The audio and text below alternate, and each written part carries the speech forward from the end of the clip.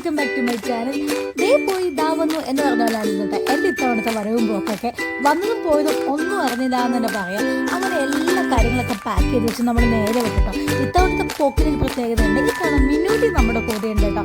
അങ്ങനെ നമ്മൾ വലിയ കാര്യമായിട്ട് വേഗം എയർപോർട്ടിലേക്ക് പോവാണ്. അതിന് തിരക്കൊന്നും ഉണ്ടായിരുന്നില്ല. നമുക്ക് ഏർലി മോർണിംഗിലായിരുന്നു ഫ്ലൈറ്റ്. ബേബിച്ചിയുടെയും മിന്നുവിൻ്റെയൊക്കെ ഒരു സന്തോഷം. എയർപോർട്ടിൽ കയറിയപ്പോൾ തന്നെ ഏതാണ്ട് മിന്നു ഒരു ദേവലോകത്ത് എന്ന പോലെയായിരുന്നു. അത്ര സന്തോഷമായിരുന്നു കേട്ടോ. ചെക്കിങ്ങും കാര്യങ്ങളൊക്കെ കുറച്ചധികം ടൈം നമുക്ക് പോസ്റ്റ് ആവേണ്ട വന്നു. കാരണം ഇത്തവണ നമുക്ക് 80 കിലോ കൊണ്ടുപോകാമായിരുന്നു. ആ അഹങ്കാരത്തിൽ നമ്മൾ കണ്ണി കണ്ടതൊക്കെ വാരി കൂട്ടിയിട്ടോ.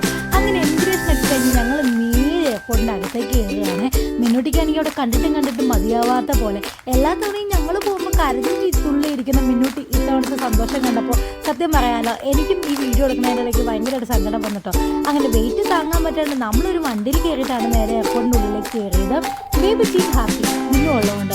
അങ്ങനെ നമ്മൾ എയർപോർട്ടിൻ്റെ ഉള്ളിലൊക്കെ ഇറങ്ങിക്കഴിഞ്ഞപ്പോൾ മിന്നൂട്ടിക്ക് കുറച്ച് റീൽസൊക്കെ എടുക്കണമെന്നുണ്ടായിരുന്നു. അങ്ങനെ നമ്മൾ കുറച്ച് വീഡിയോസ് കാര്യങ്ങളൊക്കെ എടുത്തു കഴിഞ്ഞപ്പോഴത്തേക്കും ബേബിച്ച് മിന്നൂട്ടി അങ്ങനെ നടക്കാനൊക്കെ തുടങ്ങിയതാണ്. ഞാൻ കുറച്ച് നേരം അവിടെ ഇരുന്നു. നല്ല ഒക്കക്ഷീണം എനിക്ക് ഉണ്ടായിരുന്നു. അതൊന്നും മൈൻഡ് വയ്ക്കാതായിട്ടാണ് ഞാൻ ഇവരുടെ കൂടെ ഇരുന്നത്. ബേബിച്ചിക്കാണെങ്കിൽ ചെറുതായിട്ട് നല്ല മൂച്ചോട്ടം ഉണ്ടായിരുന്നു കേട്ടോ. ഉറക്കമൊന്നും ശരിയാവാത്തതുകൊണ്ടാണെന്ന് അറിയില്ല. എല്ലാ തവണത്തെ പോലെ ചാടിക്കുള്ളിൽ നടക്കുന്നൊന്നും ഉണ്ടായിരുന്നില്ല. ഉറക്കം കറക്റ്റ് ആവാത്തതുകൊണ്ടായിരുന്നു.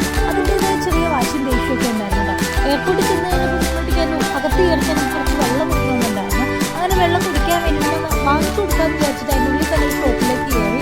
ഞാനൊരു പോസ്റ്റർ ഉണ്ടായിരുന്നു. അത് ഉള്ളിൽ ഫുഡ് ഐറ്റംസിലൊക്കെ റേറ്റ് കുറഞ്ഞു എന്ന്. പക്ഷെ അത് വെറുതെ ആയിരുന്നു കേട്ടോ. അത് യാതൊരു ഒക്കെ റേറ്റും കുറഞ്ഞിട്ടില്ല. അതേ റേറ്റ് തന്നെയാണ്. നല്ല കടുകട്ടിയായിരുന്നു. അതുകൊണ്ട് നമ്മൾ ആ ശ്രമം അങ്ങോട്ട് ഉപേക്ഷിച്ചു. പിന്നെ ബേബിച്ച് നേരെ ചെറുതായിട്ടിരുന്നുകൊണ്ട് ബേബിച്ചിയുടെ കാർട്ടൂണും കാര്യങ്ങളൊക്കെ കണ്ടു. കുറച്ച് നേരം ഞാനും ബേബിച്ചിയുടെ കൂടെ ഇരുന്നു. എനിക്കും അങ്ങോട്ട് ഉറക്കം വന്നു തുടങ്ങിയായിരുന്നു. ആ സമയത്ത് ബേബിച്ചിക്കും മിന്നുവിനും നല്ലൊരു ഫ്രണ്ടിനെ കിട്ടിയിട്ടോ. നമ്മുടെ കൂടെ തന്നെ ഇറങ്ങാനുള്ളൊരു കുട്ടിയായിരുന്നു. ബേബിച്ചിനേക്കാളും 5-6 മാസം മുമ്പായിരുന്നു ആ കുട്ടിക്ക്. അങ്ങനെ കുറച്ച് നേരം ബേബിച്ചി മിന്നുവൊക്കെ അവരുടെ കൂടെ കളിച്ചതൊക്കെയായിരുന്നു. മിന്നൂട്ടിനെ ഭയങ്കര ഇഷ്ടമായി ആ കുട്ടിക്ക്.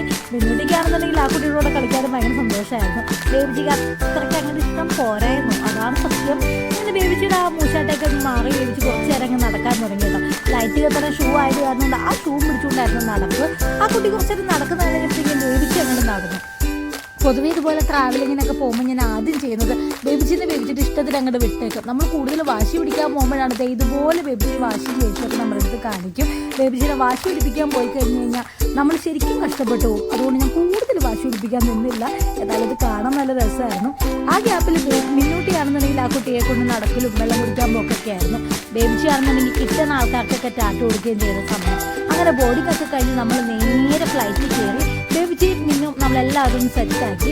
ഹോസ്റ്റസ് ചേച്ചി ആണെങ്കിൽ നല്ല ഭംഗിയുള്ള ചേച്ചിയുടെ ഇൻസ്ട്രക്ഷൻസും കാര്യങ്ങളൊക്കെ തന്നു. മിന്നിയുടെ മുഖത്ത് എന്ത് സന്തോഷമാണെന്ന് നോക്ക്.